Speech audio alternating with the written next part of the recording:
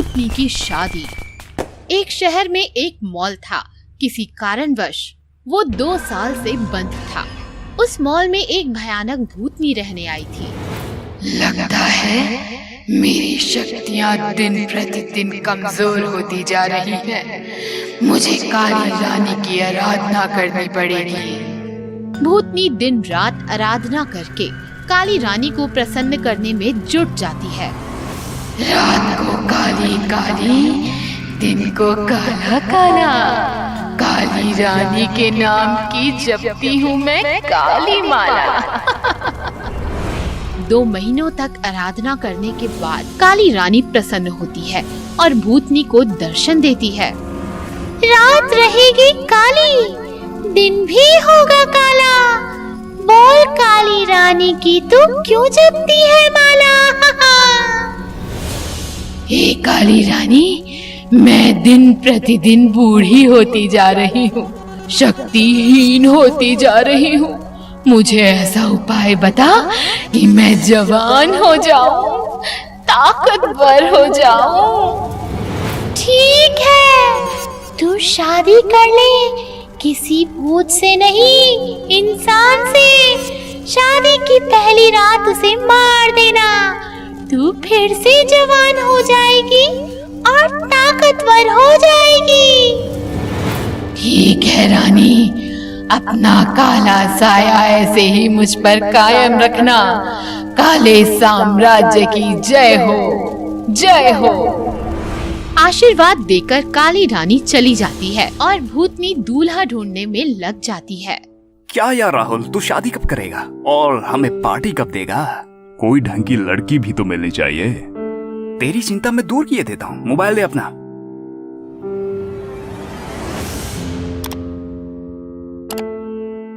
ये ले, मैंने इसमें एक डेटिंग ऐप डाल दिया है और तेरी प्रोफाइल भी बनवा दी है। देखना, लड़कियों की लाइन लग जाएगी। अरे यार, ये देख, कोई ईशा नाम की लड़की है, उसका मैसेज आया है और उसने मुझे डेट पर भी बुलाया है। कहाँ बुलाया है? City mall. अरे भाई, फिर तो तुझे बहुत प्राइवेसी मिलेगी वहाँ। वो सिटी मॉल तो 2 साल से बंद पड़ा है। मैं अभी निकलता हूँ। राहुल अपनी कार लेकर सिटी मॉल पहुंचता है। मॉल के सामने ईशा उसका इंतजार कर रही होती है। हाय ईशा। नहीं, मैं शादी से पहले किसी भी मर्द को नहीं छू सकती। जैसी तुम्हारी मर्जी, लेकिन तुमने मुझे इस मॉल में क्यों बुलाया है? हम किसी बड़े से होटल में मिल सकते थे। ये मॉल मेरे पिताजी का है। होटल में बहुत शोर रहता है, लोग रहते हैं, मुझे वहाँ कंफर्टेबल महसूस नहीं होता। मुझे प्राइवेसी चाहिए। Okay, no problem. चलो अंदर चलते हैं। दोनों मॉल के अंदर चले जाते हैं। ये मॉल बंद क्यों है?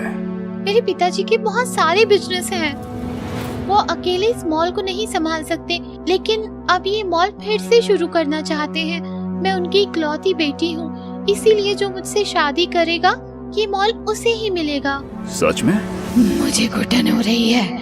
अब मैं ज्यादा देर इस नकली रूप में नहीं रह सकती। मुझे जल्द ही इसे शादी के लिए प्रपोज करना होगा। क्या सोच रही हो ईशा? मुझसे शादी करोगे राहुल? ये सुनकर राहुल खुश हो जाता है और ईशा के दोनों हाथों को थाम लेता है। हाँ ईशा, मैं तुमसे शादी करूंगा। ये क्या किया तुमने राहुल? क्या हुआ? राहुल के हाथ पकड़ते ही ईशा भूतनी के रूप में आ जाती है। ईशा का ये रूप देखकर राहुल कांपने लगता है। भूत, भूत। हाँ, मैं भूत हूँ। मैं तुमसे शादी करना चाहती हूँ। अगर तुमने मुझसे शादी की तो तुम्हें जो चाहिए वो मिलेगा, पैसा, गाड़ी, बंगला, सब कुछ। अगर तुमने मना किया तो मैं तुम्हें मार दूंगी। मैं तुमसे शादी नहीं करूंगा, मैं जा रहा हूँ। ऐसा कहकर राहुल भागने लगता है। बाहर आकर कार से तेजी से निकल जाता है। थोड़ी दूर आने के बाद बच गया। तभी उसे आवाज आती है। राहुल। राहुल देखता है तो उसके बगल में भूतनी बैठी होती है। राहुल जोर जोर से चिल्लाता है और उसकी कार एक ट्रक को टकरा जाती है। भूतनी हंसते हुए आसमान में उड़ जाती है। प्रकार डेटिंग ऐप से भूतनी बहुत से लड़कों को अपने जाल में फंसाती और उनके मना करने पर उन्हें मार देती है।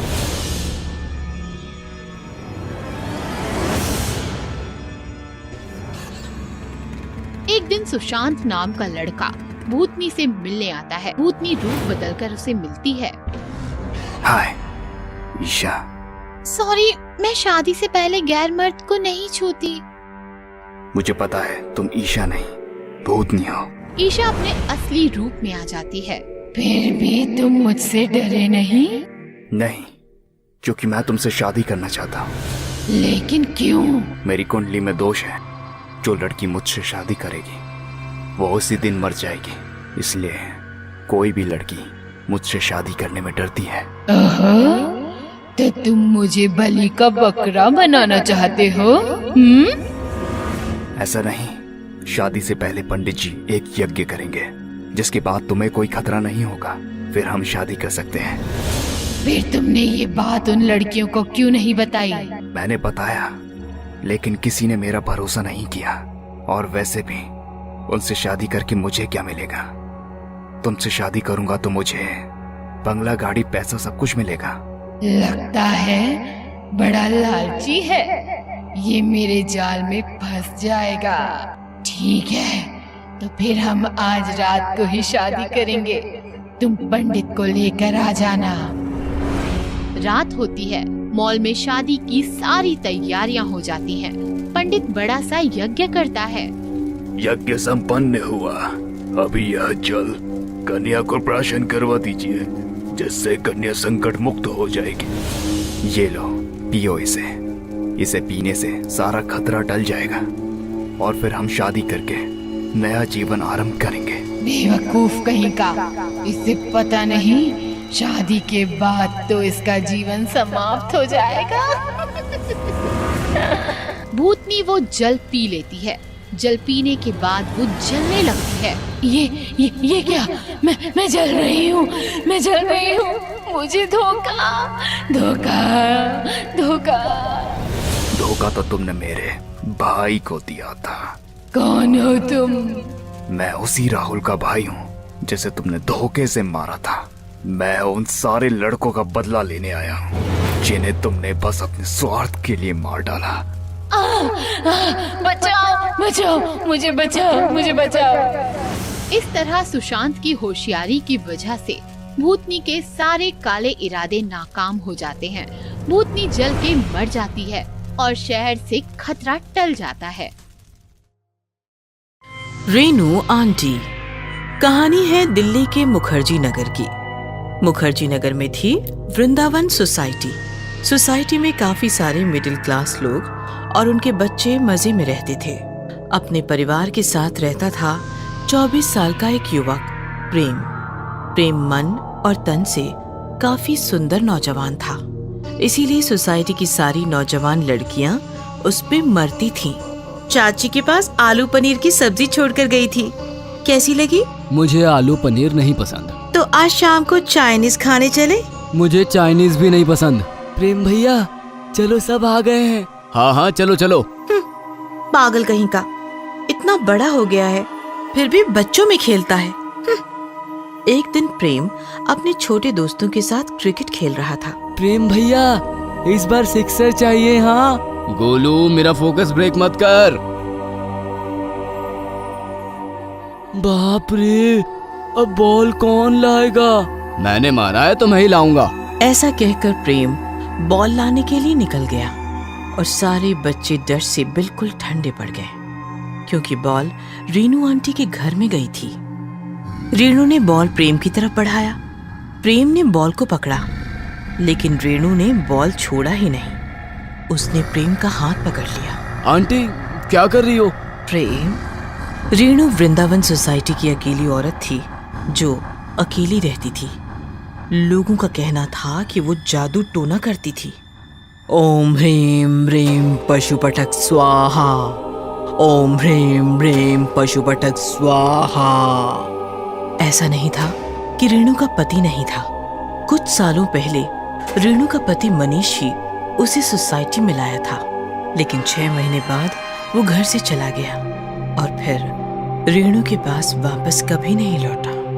रेणु दिन रात घर में जादू टोना करती थी। लोगों को उससे शिकायतें तो बहुत थी, लेकिन फिर मैं कहता हूँ छोड़ो उसे, करने दो उसे जो करना है, हमें कोई तकलीफ तो नहीं पहुँचा रही है ना। साफ साफ बात तो ये थी कि सोसाइटी के लोग रेणु से डरते थे। गर्मियों की छुट्टियों में प्रेम अपने परिवार से विदा लेकर पुणे में एक कोर्स कंप्लीट करने निकल गया। अच्छा मम्मी, मैं चलता हूँ। बेटा, ख्याल रखना अपना। प्रेम के जाने से सोसाइटी के 2 लोग अंदर से बहुत दुखी थे। एक थी शुक्ला जी की शालू और दूसरी थी रेणु आंटी। प्रेम प्रेम प्रेम। कुछ दिन बीत गए। शालू शादी होकर ससुराल चली गई और रेणु आंटी कहाँ चली गई, किसी को कोई खबर नहीं थी। अरे यार, बॉल वापस उसी घर में चली गई। अरे डरने की क्या बात है, चलो सब मिलकर ढूंढते हैं। घर पूरा खाली है, हमें हमारी सारी बॉल्स मिल जाएंगी। एक दिन प्रेम फिर से हमेशा के लिए वृंदावन सोसाइटी वापस चला आया। बरसात का मौसम था, सारे बच्चे स्कूल में थे। सोसाइटी काफी सुनसान थी। लगता है चिल्लर पार्टी अब बिजी हो गई है।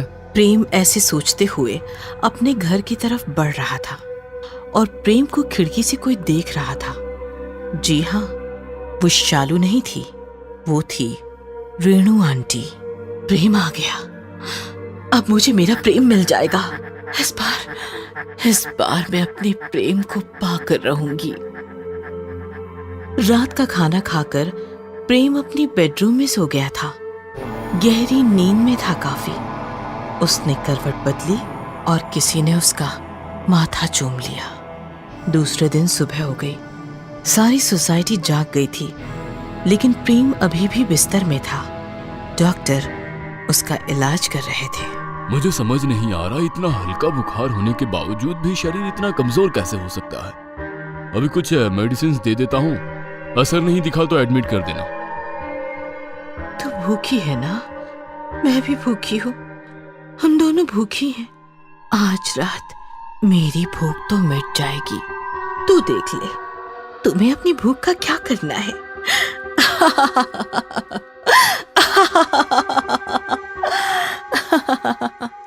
और जैसे ही शाम हो गई, रेणु का घर जलने लगा। चाचा, उस घर को आग लगी है, बहुत सामान है उसमें। अरे तू कब गया था उस घर में? हम सब गए थे अपनी बॉल लाने। ठीक है, फायर ब्रिगेड को कॉल किया है मैंने, इतनी टेंशन मत लो। वैसे भी उस रेणु का तो पता नहीं, घर राख हो जाएगा तो सारी चिंताएं ही मिट जाएगी। थोड़ी देर बाद फायर ब्रिगेड ने आकर घर की आग तो बुझा दी, लेकिन इधर प्रेम के घर में मानो आग का माहौल बन गया था। अजी सुनते हो, ये सांस ही नहीं ले रहा। क्या? अभी तो न्यूज़पेपर पढ़ रहा था। आप बातें क्या कर रहे हो? एम्बुलेंस बुलाओ जी। प्रेम बिस्तर में पड़ा ऐसा दिख रहा था मानो उसकी जान निकल गई हो, लेकिन उसकी जान निकली नहीं थी।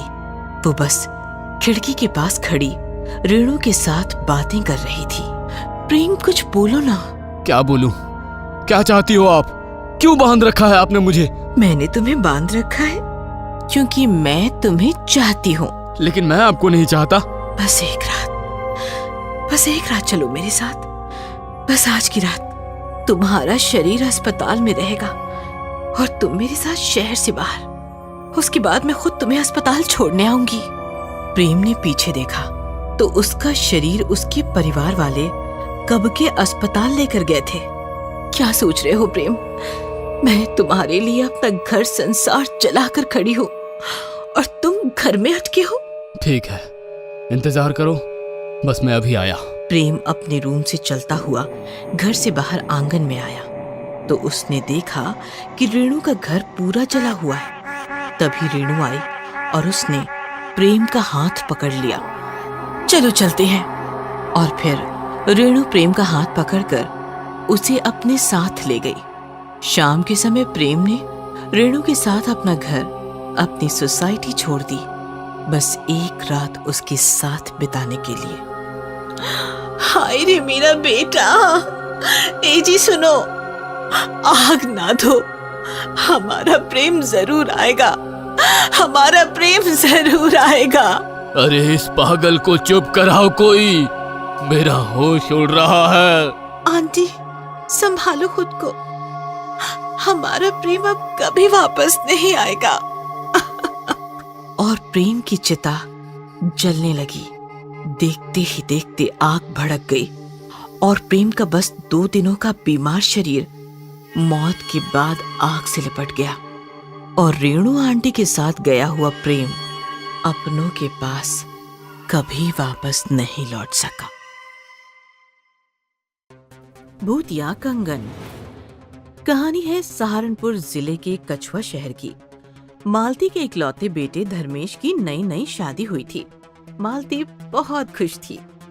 मालती की बहू ज्यूली आईने के सामने अपना रूप निहार रही थी। सब कुछ परफेक्ट है, बस हाथ खाली खाली है। कोई कंगन मिल जाते तो बात ही कुछ और होती।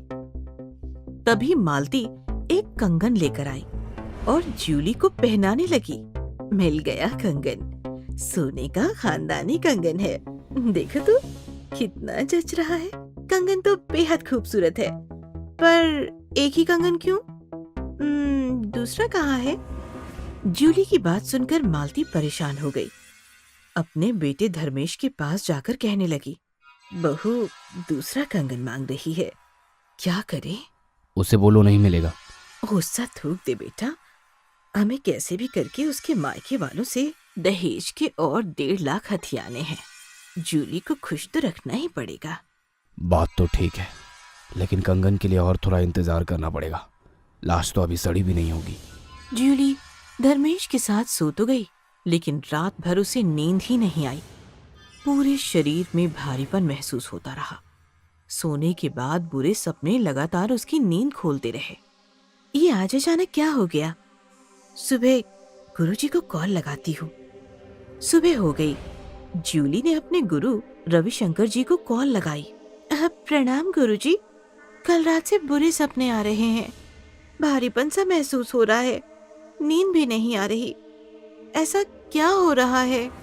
तुम्हारे दैनिक दिनचर्या में परिवर्तन हो रहा है। जरा बताओ कैसे परिवर्तन है?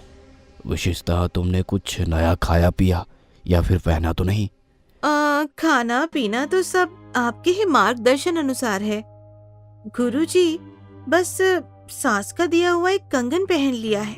हमारा अनुमान है वो कंगन ही तुम्हारी दशा का एकमात्र कारण है। उसे उतार दो और 2 दिन बाद हमें परिणामों से अवगत कराओ।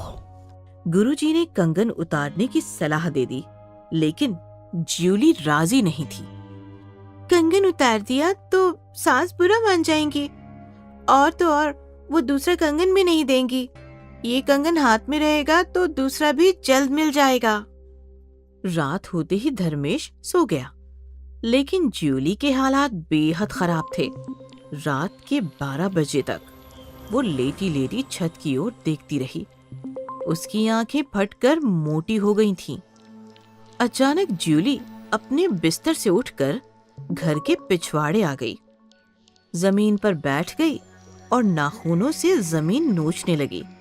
जमीन से मिट्टी हटती चली गई और ज्यूली के हाथ एक हाथ आया, जिस हाथ में सोने का वो दूसरा कंगन था। वो कंगन भी ज्यूली ने पहन लिया और बेडरूम में आकर धर्मेश के साथ सो गई। सुबह झाड़ू लगाते वक्त मालती की आंख में कचरा अटक गया, तो उसने रसोई में खड़ी ज्यूली को आवाज लगाई, बहू आंख में कचरा अटका है, जरा साफ तो कर दे। ज्यूली आई और आंख का कचरा हटाने लगी, तो मालती ने उसके हाथों में दोनों कंगन देख लिए और उसका दिल दहल गया। रहने दो, हो गया साफ। शाम को मालती धर्मेश के साथ बाबा चंगुलनाथ के मठ पहुंची। जैसे आपने कहा था वैसे ही किया था। सरला को मारकर उसके हाथ में एक कंगन छोड़ दिया था। फिर आज नई बहुरिया के हाथ में वो कंगन कैसे आया? प्रतिशोध लेना चाहती है। दिन प्रतिदिन शक्तियां बढ़ रही है। आज रात अंतिम संस्कार कर दो, नहीं तो विपदा आ जाएगी। रात के वक्त जूली गहरी नींद से सो रही थी और धर्मेश बेचैन लेटा था। जैसे ही 12 बजे धर्मेश मालती के साथ घर के पिछवाड़े आया और दोनों मिलकर मिट्टी हटाने लगे। थोड़ी देर बाद एक लाश निकली। लाश को देखकर दोनों दंग रह गए, क्योंकि लाश के हाथ में वही कंगन चमचमा रहा था। ये फिर से इसके हाथ में कैसे? सुबह तो जूली के हाथ में मैंने देखा था। अचानक कोई जोर जोर से हंसने लगा। दोनों ने पीछे देखा तो दोनों की सांसें रुक गई। पीछे जूली खड़ी थी। उसका रवैया बदल गया था। बाल हवा में बिखर रहे थे, मुंह से पानी टपक रहा था। पागल लड़की, चल चल अंदर चल। ऐसे ना धमकाओ धर्मेश बाबू, मैं आपकी पहली बीवी सरला हूँ। जूली नहीं। ये सुनते ही मालती और धर्मेश के रोंगटे खड़े हो गए। क्या चाहती है तू? आखिर क्या चाहती है? बदला।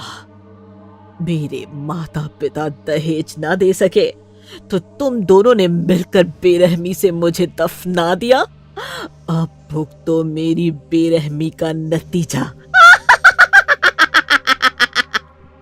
मालती और धर्मेश भागने लगे। सरला ने जोर जोर से हंसते हुए अपना सिर हिलाया तो मालती धर्मेश अपने आप पीछे पीछे सरकने लगे। ये क्या हो रहा है माँ? हम तो भाग ही नहीं पा रहे। सरला ने दोनों को पीछे खींच लिया और सिर को जोरदार झटका देकर दोनों को गड्ढे में गिरा दिया। सरला, माफ कर दो, माफ कर दो। बचाओ, बचाओ कोई। सरला ने मिट्टी पर नजर डाली तो मिट्टी अपने आप गड्ढे में गिरने लगी। थोड़ी ही देर में गड्ढा मिट्टी से भर गया और मालती धर्मेश दफन होकर मर गए। इस प्रकार जूली के शरीर की मदद से सरला ने खुद पर हुए अत्याचार का बदला ले लिया। शैतानी बच्चा। रात के सुनसान वक्त रिधिमा और संजीव टहलते टहलते घर से काफी दूर जंगल की तरफ निकल जाते हैं। क्या सोच रही हो रिधिमा? सोच रही हूँ हमारा क्या होगा। रिधिमा, जो हमारे हाथ में नहीं है उसे सोचने से क्या फायदा? क्या मैं कभी माँ नहीं बन सकती? हम दूसरे डॉक्टर के पास जाएं? रिधिमा, 10 डॉक्टर बदल कर देख लिए, अब शहर में कौन सा डॉक्टर बचा है? तभी बच्चे के रोने की आवाज आती है। संजीव, तुम्हें रोते हुए बच्चे की आवाज सुनी? मुझे तो वो रोता बच्चा दिख रहा है। वो देखो, सड़क किनारे। दोनों बच्चे के पास जाते हैं। बेटा, तुम यहाँ क्यों बैठे हो? तुम्हारा नाम क्या है बेटे?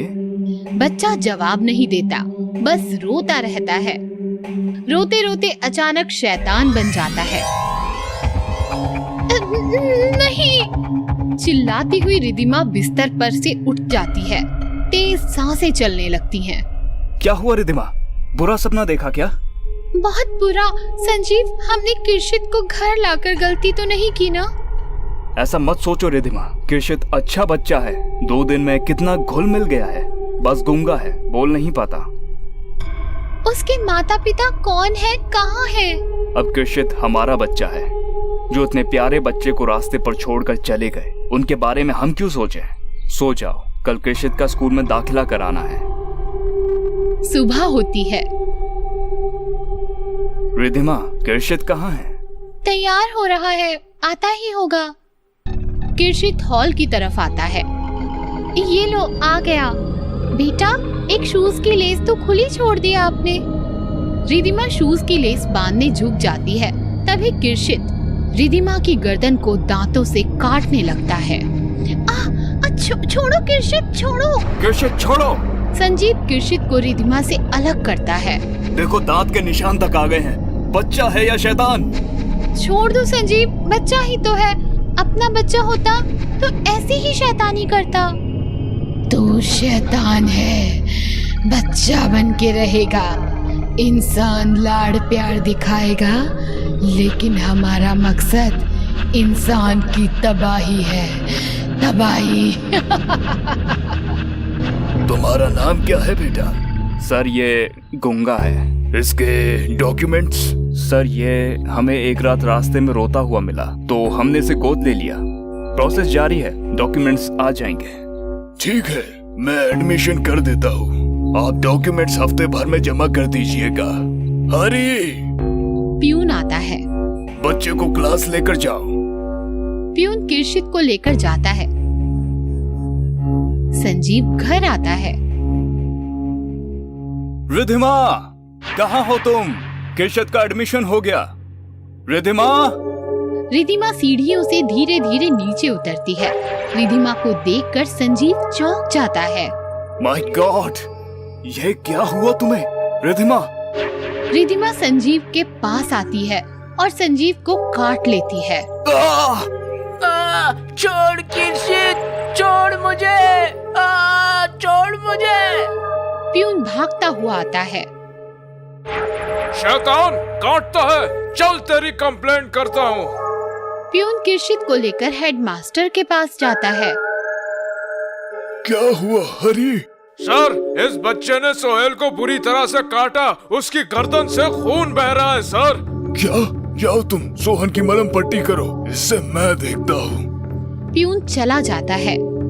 किर्शित, मुझे तुमसे यह उम्मीद नहीं थी। मिस्टर संजीव को अभी फोन करता हूँ। प्यून भागता भागता आता है। सर गजब हो गया, सोहेल सारे बच्चों को काट रहा है। व्हाट? चलो। दोनों भागते भागते आते हैं और देखते हैं कि स्कूल के सारे बच्चे एक दूसरे को काट रहे हैं।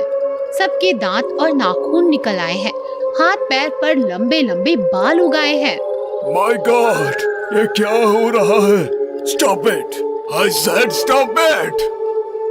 तभी एक दांत और नाखून बढ़ी हुई, शरीर पर लंबे बाल बढ़ी हुई टीचर रोते रोते हेडमास्टर के पास आती है। मिस मेहरा, ये सब क्या है? सर, उस सुहेल ने मुझे काटा। रोते रोते टीचर हेडमास्टर के गले पड़ती है और हेडमास्टर को काट लेती है। मिस मेहरा, ये क्या किया आपने? हरी, जल्दी आओ। पुलिस, डॉक्टर, सबको फोन करो फौरन, हालात बिगड़ते जा रहे हैं। हरी भागता हुआ निकल जाता है। थोड़ी ही देर में हेडमास्टर हंसने लगता है। उसके भी दांत और नाखून बढ़ने लगते हैं और वो मिस मेहरा को काट देता है। इस प्रकार सारे बच्चे, टीचर्स एक दूसरे को काट रहे थे।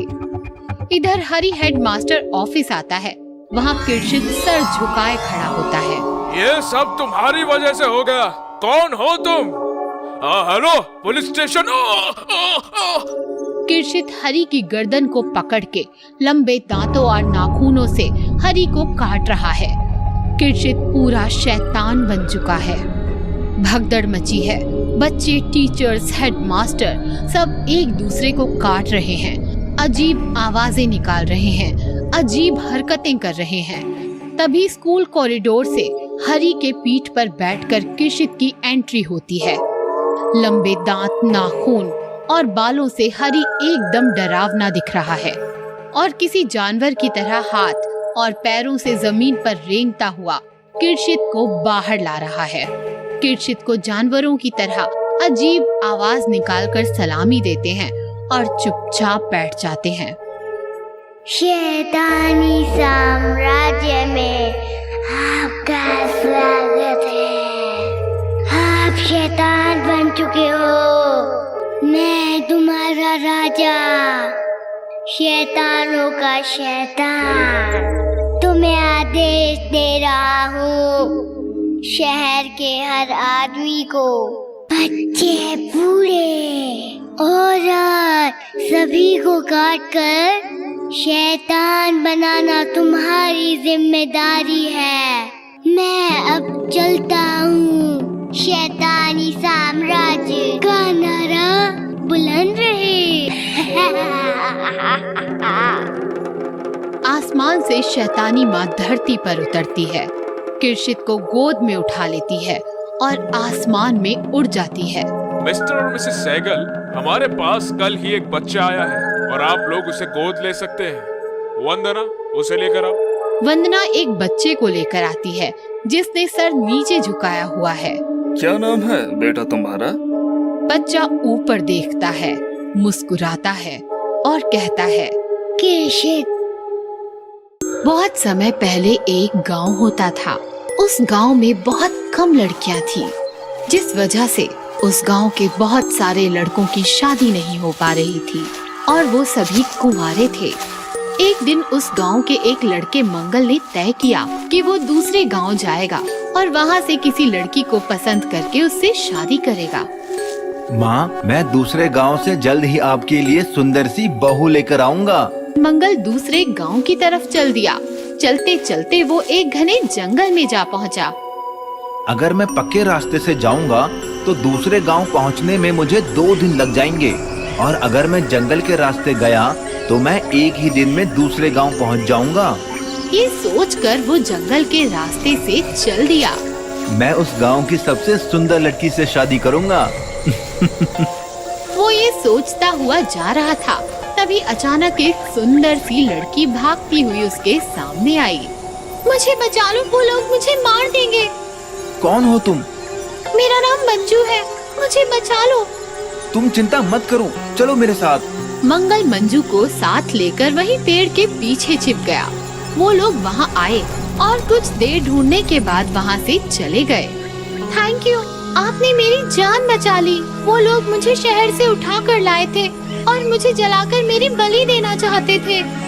तुम चिंता मत करो, आओ मैं तुम्हें तुम्हारे घर छोड़ देता हूँ। लेकिन मेरे घर में कोई नहीं है। वैसे आपका नाम क्या है? मेरा नाम मंगल है और मैं पास ही के गांव में शादी के लिए लड़की ढूंढने जा रहा हूँ। और फिर मंगल कुछ सोचकर बोला, क्या तुम मुझसे शादी करोगी?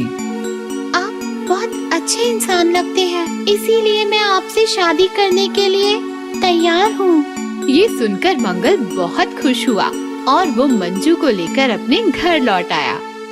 माँ, मैं तुम्हारे लिए बहू ले आया। भगवान जो करता है अच्छा ही करता है। और फिर बड़ी धूमधाम से मंगल और मंजू की शादी हो गई। शादी के अगले ही दिन वो दोनों हनीमून के लिए नैनीताल चले गए। सारा दिन घूमने के बाद वो दोनों बहुत थक गए। मंगल ने मंजू से कहा, तुम होटल जाकर आराम करो, मैं बाजार से कुछ सामान लेकर आता हूँ। मंजू मान गई। वो होटल लौट आई और मंगल बाजार चला गया। कुछ समय बाद मंगल होटल में आया, लेकिन जैसे ही वो होटल के कमरे में आया वो हैरान रह गया। मंजू खुले बालों के साथ शीशे के सामने बैठी थी और शीशे में उसका चुड़ैल वाला भयानक रूप दिखाई दे रहा था। तुम चुड़ैल हो? चलो, अब तुम्हें पता चल ही गया तो अब मुझे छिपने की कोई जरूरत नहीं है। ध्यान से देखो। मैं चुड़ैल हूँ। मेरा नाम मंजू नहीं, मंजूलिका है। मंजूलिका चुड़ैल। तुमने मुझसे झूठ क्यों बोला? उस दिन वो लोग मुझे जलाकर मारने वाले थे, तभी मैंने तुम्हें देखा और तुमसे मदद मांगी। और फिर जब तुमने मुझसे शादी करने के बारे में पूछा तो उन लोगों से बचने के लिए मैं तुमसे शादी करने के लिए मान गई। लेकिन तुम चुड़ैल हो, मैं एक चुड़ैल से शादी कैसे कर सकता हूँ? हमारी शादी हो चुकी है, अब तो बस हनीमून बाकी है। लेकिन मैं तुम्हारे साथ हनीमून नहीं मना सकता। हनीमून तो तुम्हें मनाना पड़ेगा, नहीं तो मैं तुम्हें मार डालूंगी। तुम्हारे पास कल सुबह तक का टाइम है, अच्छे से सोच लो। तुम्हें मेरे साथ हनीमून मनाना है या फिर मरना है? ये मैं कहाँ फंस गया? इससे अच्छा तो मैं गांव के बाकी लड़कों की तरह कुंवारा ही रहता। अब मैं इस चुड़ैल से कैसे बचूंगा? तभी उसे एक आइडिया आया। अगले दिन सुबह सुबह चुड़ैल ने उससे पूछा,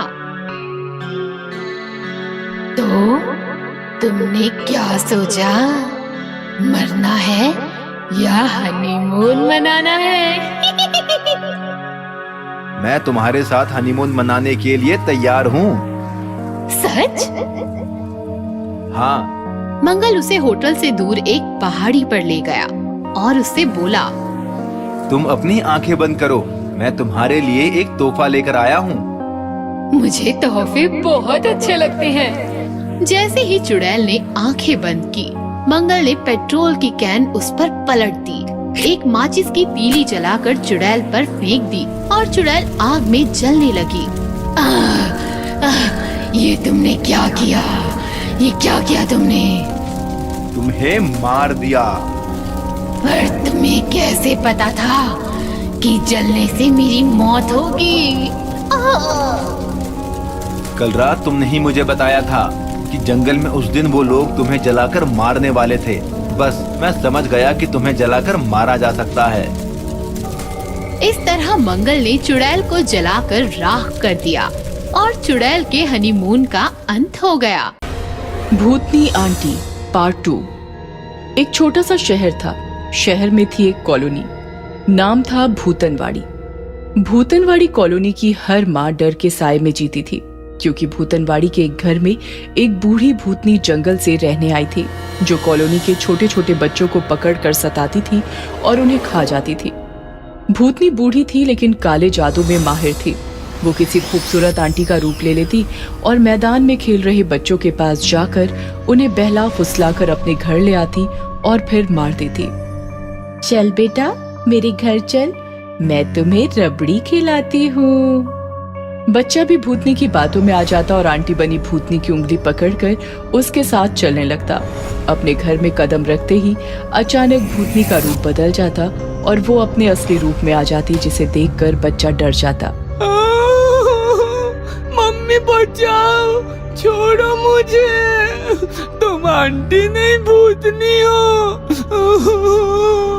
भूतनी नहीं, भूतनी आंटी। खाने आया था रबड़ी, खुद खाना बन जाएगा। भूतनी आंटी को पप्पी दे दे बेटा, और कितना चिल्लाएगा।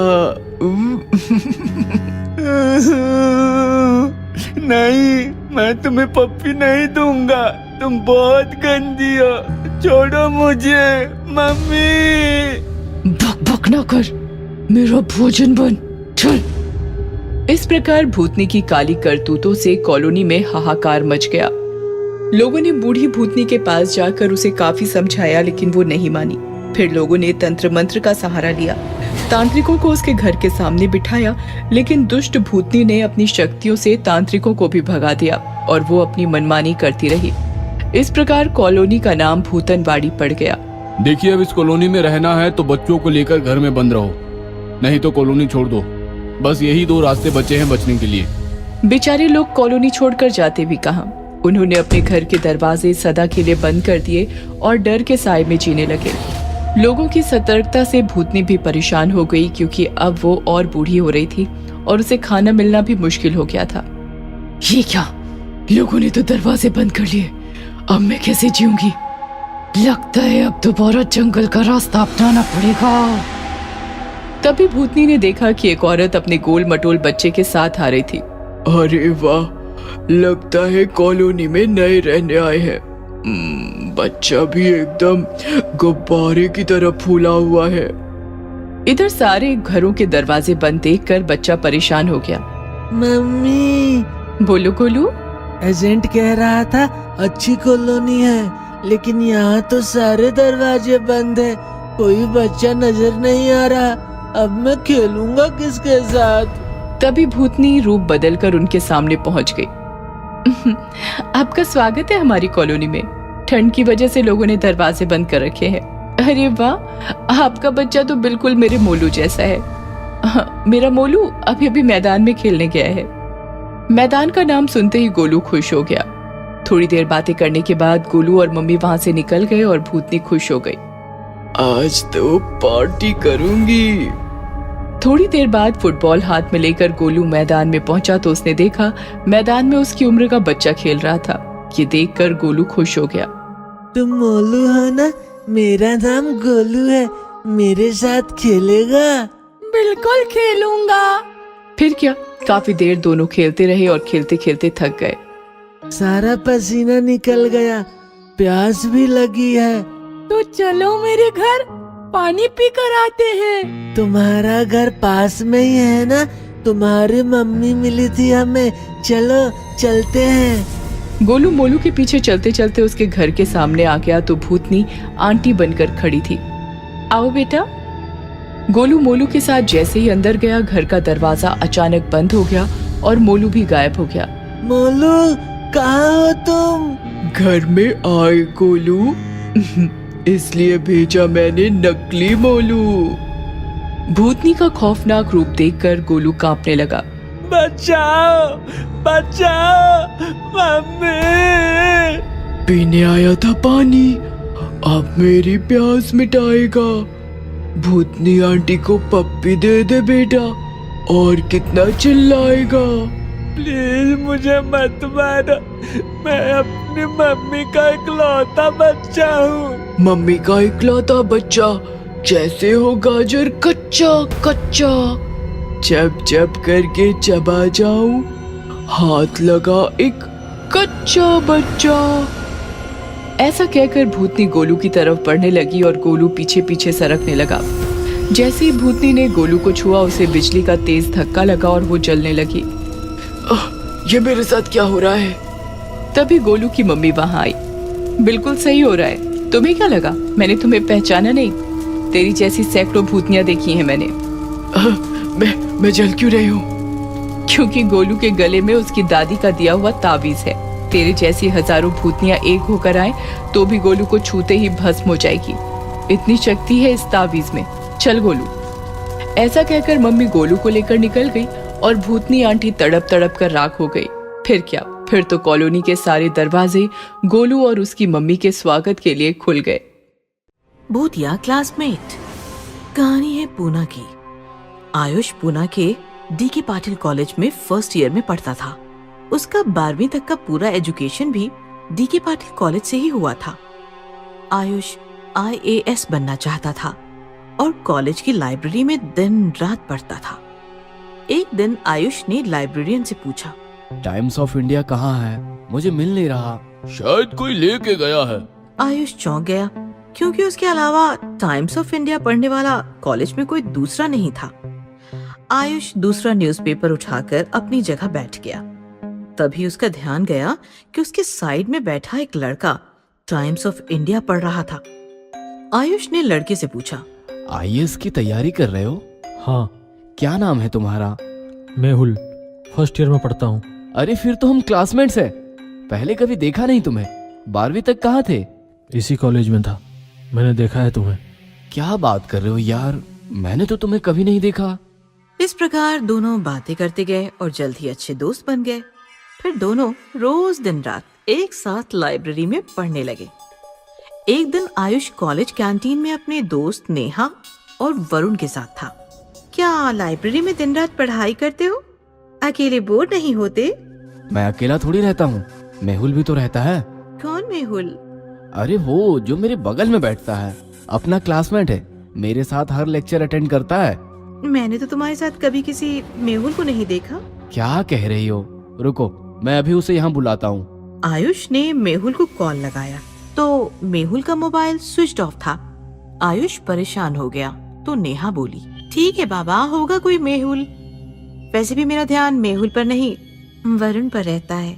ऐसा कहकर नेहा वरुण से लिपट गई और आयुष भी फ्री हो गया।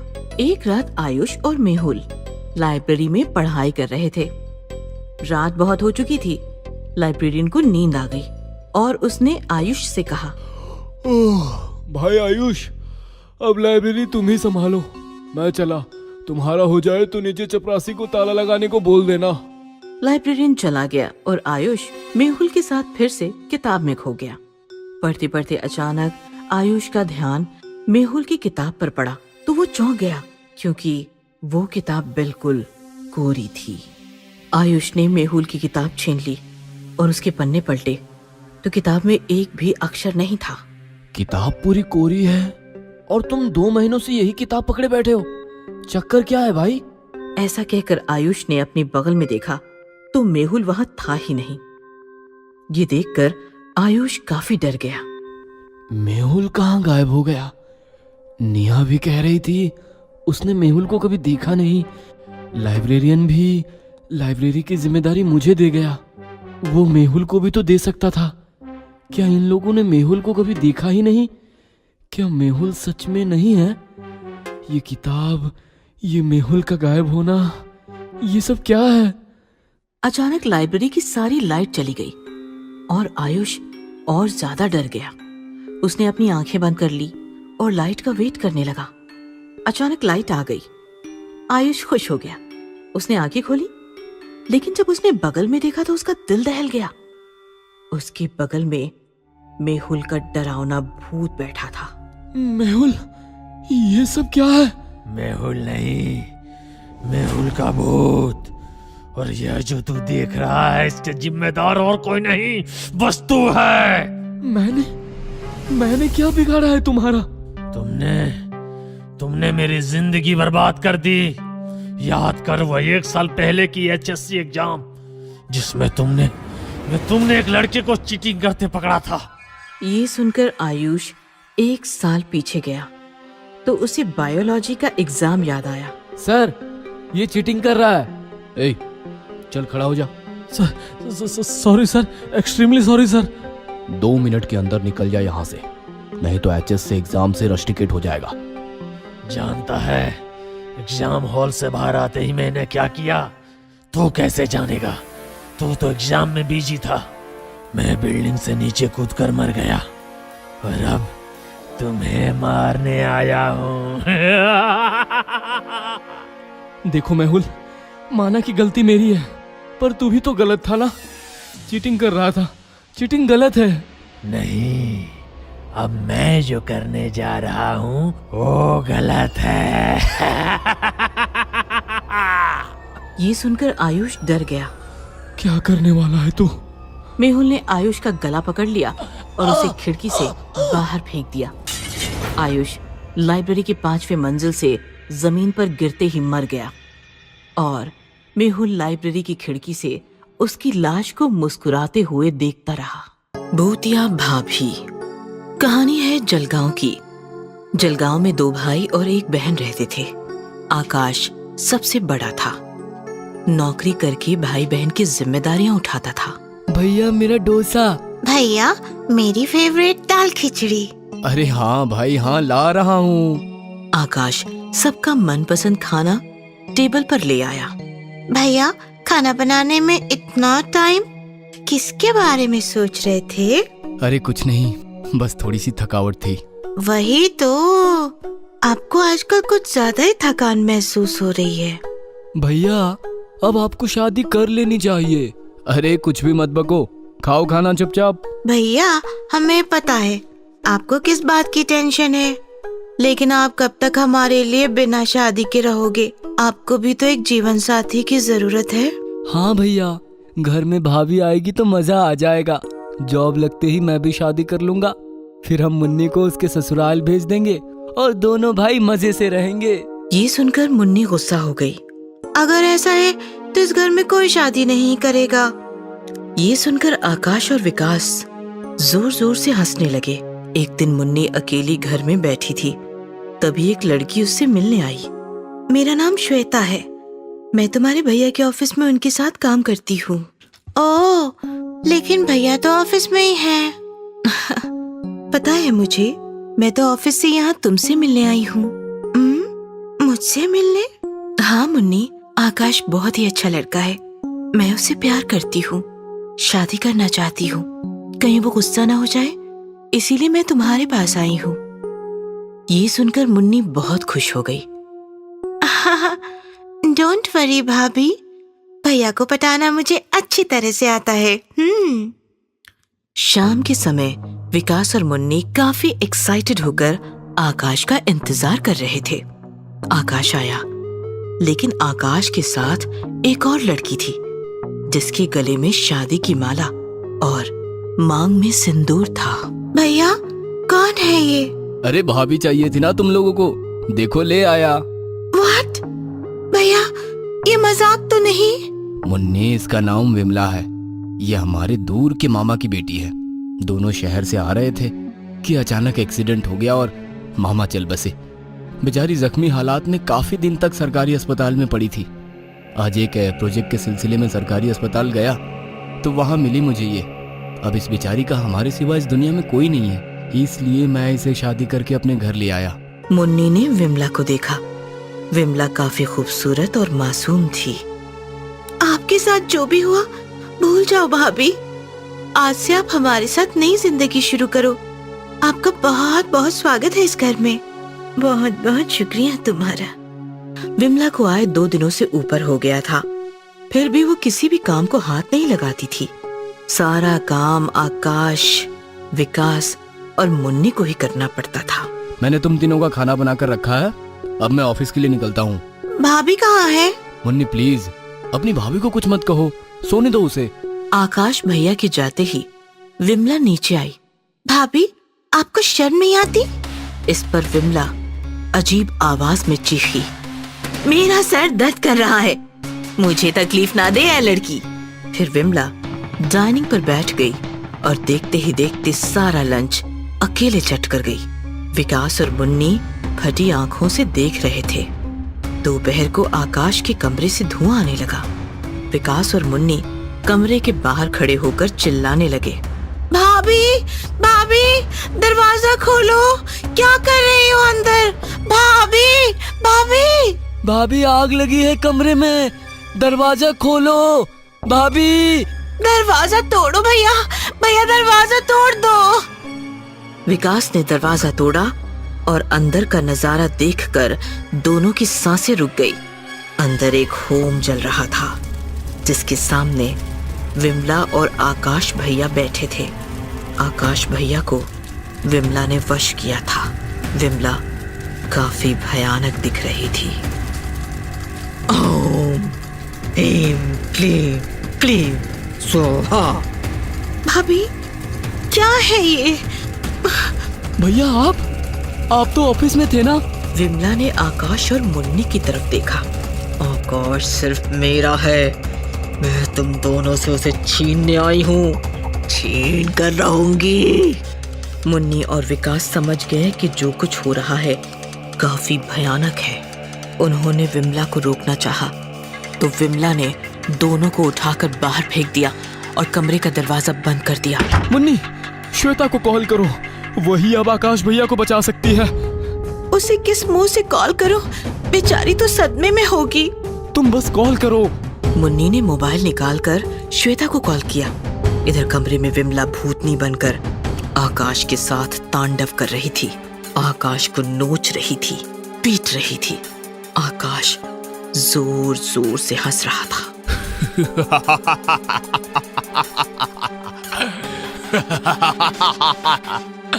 अपने भाई बहन को मारेगा ना? मेरे साथ चलेगा ना? जा जा मार अपने भाई बहन को, जा मार उन्हें। आकाश विमला के वश में था। विकास और मुन्नी को मारने के लिए उसने कमरे का दरवाजा खोला तो बाहर श्वेता खड़ी थी। उसके हाथ में एक लॉकेट था।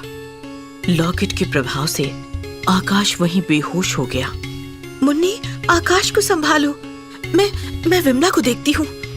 श्वेता को देखकर विमला गुस्सा हो गई और श्वेता पर टूट पड़ी, लेकिन लॉकेट की वजह से वो श्वेता का कुछ बिगाड़ नहीं पाई।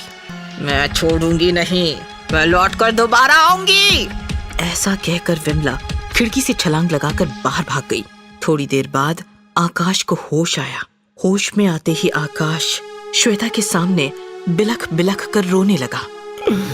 मुझे माफ कर दो श्वेता, मैं उस भूतनी के वश में हो गया था।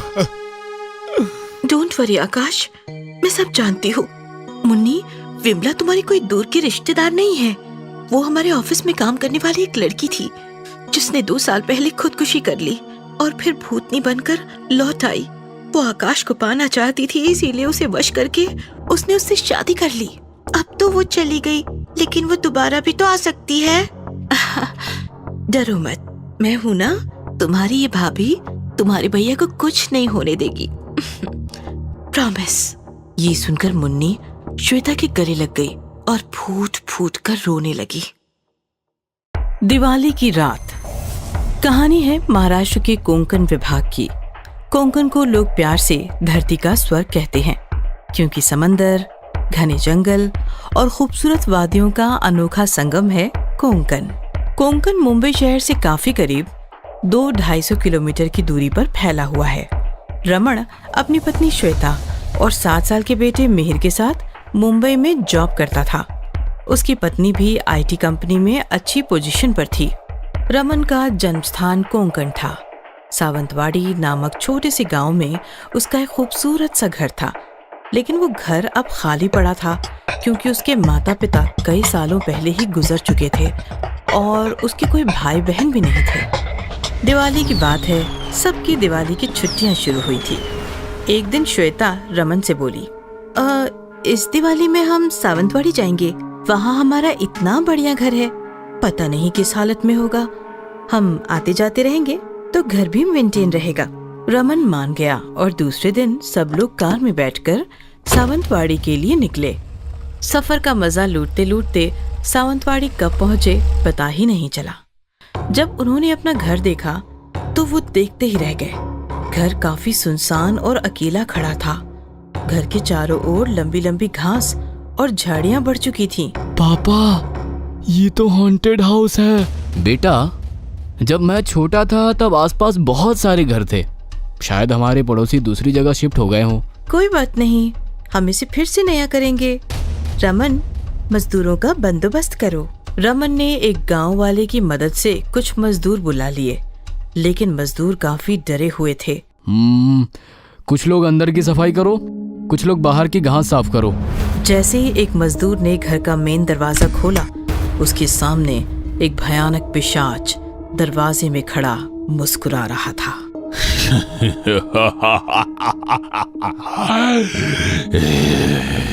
मजदूर जोर से चिल्लाया और झट से उसने दरवाजा बंद कर लिया। क्या हुआ? वो अंदर पिशाच। कुछ भी, रुको मैं देखता हूँ। रमन ने दरवाजा खोला तो अंदर कोई नहीं था। अरे वहम होगा तुम्हारा, जाओ अंदर और शाम से पहले काम खत्म करो। मजदूर डरते संभलते अंदर चले गए। बाहर कुछ मजदूर घास काट रहे थे। श्वेता उनको बारीकी से देख रही थी। एक मजदूर घास में बैठा अपनी धुन में घास साफ कर रहा था कि अचानक उसका हाथ किसी ने पकड़ लिया। उसने सामने देखा तो सामने पिशाच बैठा था। बचाओ! बचाओ! पिशाच ने उसका हाथ पकड़कर हथियार से उसी के हाथों पर काफी गहरे वार किए। मजदूर चिल्लाने लगा। श्वेता भागती हुई उसके पास आई। क्या हुआ? वो भूत। लेकिन सामने कोई नहीं था। उसका हाथ भी बिल्कुल ठीक था। अरे कुछ नहीं, वहम है तुम्हारा, डोंट वरी। मजदूर शर्मिंदा होकर काम करने लगा। उसने काफी सारी घास काटकर पीछे फेंकी। उस कटी हुई घास पर श्वेता की नजर पड़ी तो उसका दिल दहल गया। घास पर काफी सारा खून लगा हुआ था। शाम होने से पहले ही मजदूर काम खत्म करके निकल गए। घर भी पूरी तरह सेट हो चुका था। मेरे हॉल में बैठकर मोबाइल में गेम खेल रहा था और श्वेता रमन के साथ बेडरूम में थी। वो काफी चिंतित थी। कम ऑन श्वेता, घास में कोई जानवर बैठा होगा, कट गया होगा, उसमें इतनी परेशान होने वाली क्या बात है? दूसरा दिन दिवाली का था। मिहिर और रमन घर को गेंदे के फूलों की माला से सजा रहे थे। श्वेता अंदर पूजा की तैयारियां कर रही थी। श्वेता ने रमन को आवाज लगाई, रमन, रमन, जरा अंदर आना तो। आवाज सुनकर रमन अंदर चला गया और मिहिर वहीं बाहर खड़ा रहा। तभी अचानक एक काफी डरावना पिशाच आंगन में दरवाजे के पास आया। मिहिर उसे देखकर इतना डर गया कि उसके मुंह से कोई आवाज ही नहीं निकली। पिशाच ने मिहिर की तरफ मुस्कुराकर देखते हुए घर का दरवाजा बंद कर दिया और भयानक तरीके से हंसते हुए गेंदे के पीले फूलों पर हाथ फेरने लगा। उसके हाथ लगते ही गेंदे के पीले फूल बिल्कुल काले पड़ गए। मिहिर फटी आंखों से ये भयानक नजारा देख रहा था। तभी झट से दरवाजा खुला और रमन बाहर आया। उसके आते ही पिशाच जैसे गायब ही हो गया और काले फूल फिर से अपने असली रंग में रंग गए। दरवाजा क्यों बंद किया था बेटा? लेकिन मिहिर कुछ नहीं बोला। वो सीधे जाकर अपने पापा से लिपट गया। अरे बच्चा, इसमें इतना डरने की क्या बात है? रात हो गई थी। आसमान में आतिशबाजी हो रही थी। श्वेता बाहर दिए जला रही थी। वो दिया जला तो रही थी, लेकिन उसका दिया बार बार बुझ रहा था, मानो कोई फूंक मार रहा हो। अचानक जमीन पर काफी फैली हुई काली परछाई दिखी। श्वेता ने ऊपर नजर घुमाई तो वही डरावना पिशाच खड़े खड़े मुस्कुरा रहा था।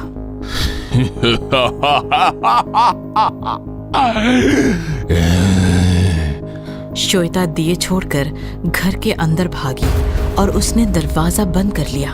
अंदर रमन मिहिर को समझा रहा था। डोंट वरी बच्चा, तुम्हारा वहम था वो। डोंट वरी, पूजा करेंगे, उसके बाद ढेर सारे पटाखे उड़ाएंगे। तभी श्वेता गिरती संभलती वहां आई और आते ही बोली, किसी का कोई वहम नहीं है रमन, यह सच में भूत है। मेरी ही गलती थी जो मैंने यहाँ आने को कहा। हमारी जान को खतरा है रमन, चलो चलो चलो चलते हैं यहाँ से। रमन निकलो यहाँ से। What? Impossible! तभी अचानक कोई जोर जोर से दरवाजा पीटने लगा, खिड़कियां पीटने लगा। श्वेता और मिहिर रमन से लिपट गए। थोड़ी देर बाद दरवाजा और खिड़कियां तोड़कर बहुत से पिशाच अंदर आ गए। श्वेता और मिहिर ने रमन को कस के पकड़ लिया। अब रमन भी काफी डर गया था। क्या चाहते हो तुम? क्यों परेशान कर रहे हो? हम यहाँ दिवाली मनाने आए हैं। प्लीज हमें सुकून से रहने दो। रहना नहीं, यहाँ से निकलना है, वो भी अभी के अभी। हम 10 साल से सुनसान मकान में रह रहे हैं। ये मकान अब हमारा है। निकल जाओ यहाँ से, निकल जाओ यहाँ से। रमन मजबूर था। श्वेता और मिहिर भी काफी सदमे में थे। एक पिशाच अंदर जाकर उनका सारा सामान बैग्स में समेट कर ले आया। रमन और श्वेता ने डरते डरते उनसे बैग्स लिए और वो मिहिर को लेकर कार में बैठकर दिवाली की उसी रात मुंबई की तरफ निकल पड़े। मुंबई में आकर दूसरे दिन रमन ने कोंकण के एक बिल्डर को कॉल किया और अपना वो भूतिया मकान उसे बेचकर उससे ऑनलाइन ही पैसे ट्रांसफर करवाए और फिर कभी सावंतवाड़ी में कदम न रखने का फैसला कर लिया।